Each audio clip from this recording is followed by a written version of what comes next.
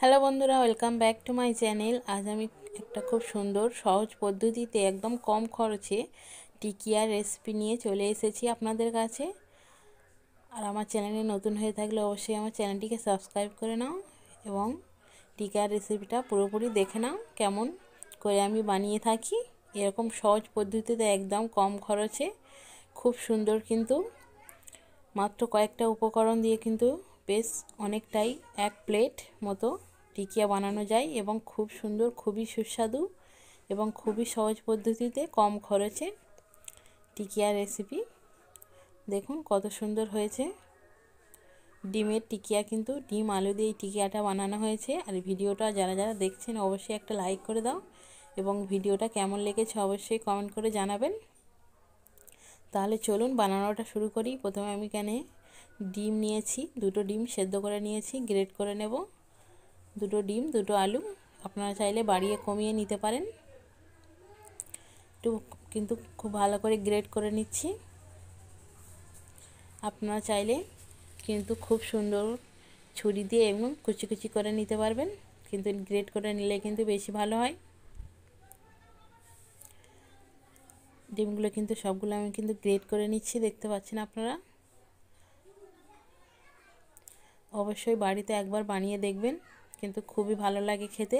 এরকম ধরনের টিকিয়াটা, ডিমের টিকিয়া, মাংসের টিকিয়া তো অনেক সবাই খেয়েছে, চিকেন দিয়ে, মাটন দিয়ে, সব কিছু। এরকম ডিমের টিকিয়া তো অবশ্যই আপনারা বাড়িতে বানিয়ে দেখবেন। দেখুন সেদ্ধ করা আলু আমি নিয়ে নিয়েছি, সেটাও আমি ভালো করে গ্রেট করে নিচ্ছি। গ্রেট করে নিলে কিন্তু খুব সুন্দর মাখাটা হয়। সবগুলো আলু এবং ডিম আমি গ্রেট করে নিয়ে নিয়েছি। এরপর সব রকম মশলা দিয়ে আমি মাখিয়ে নেব। দেখুন এখানে জিরে গুঁড়ো, ধনে গুঁড়ো, গরম মশলা গুঁড়ো, লঙ্কা, হলুদ, নুন, গুঁড়ো মশলা দিয়ে দিয়েছি। এরপর ধনে পাতা কুচি, পেঁয়াজ কুচি, কাঁচা লঙ্কা কুচি, সেগুলো কুচি করে রেখে দিয়েছিলাম। সব কিছু কিন্তু পরপর দিয়ে দিয়েছি। এরপর হাত দিয়ে কিন্তু খুব ভালো করে মাখিয়ে নিতে হবে, মানে একটু চটকে চটকে মতন মাখিয়ে নিতে হবে। দেখতে পাচ্ছেন সব কিছু কিন্তু ভালো করে, দেখুন এরকম করে কিন্তু চটকে চটকে মাখিয়ে নিতে হবে খুব ভালো করে, যাতে সবগুলো উপকরণ কিন্তু একসঙ্গে মিশিয়ে যায়। এরপর দেখুন এই বেসনটা কিন্তু একটু হালকা করে ভেজে নিয়েছি, যাতে বেসনের কাঁচা গন্ধটা চলে যায়। দিয়ে ভালো করে বেসনটা দিয়েও কিন্তু খুব ভালো করে আমি মেখিয়ে নিচ্ছি। দেখতে পাচ্ছেন এরকম ধরনের মাখানোটা হবে।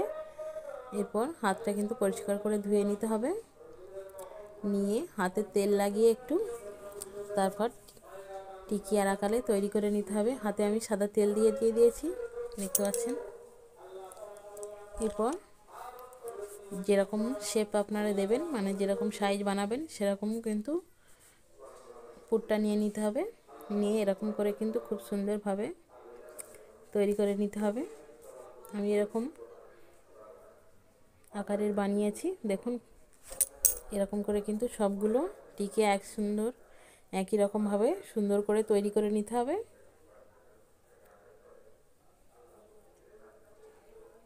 আবার একটা তৈরি করে দেখিয়ে দিচ্ছি। দেখুন এরকম কিন্তু খুব সুন্দর টিকিয়াগুলো তৈরি করে নিয়েছি।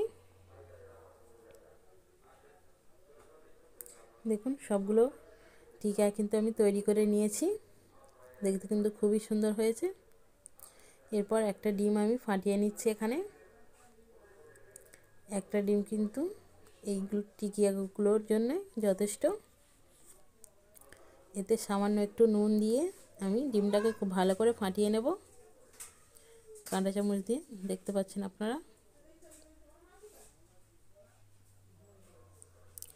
ডিমটা কিন্তু আমার ফাটানো হয়ে গেছে। এরপর কড়াই সাদা তেল বসিয়ে দিয়েছি।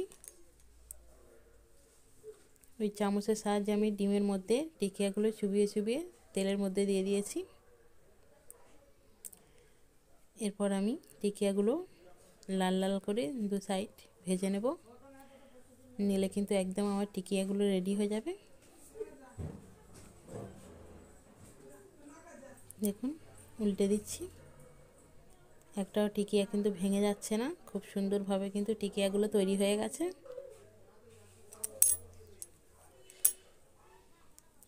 দেখুন টিকিয়াগুলো কিন্তু আমার সবগুলো ভাজা হয়ে গেছে, খুব সুন্দরভাবে ভেজে একদম রেডি হয়ে গেছে এবং খুব সুন্দর কিন্তু গন্ধ বেরোচ্ছিল।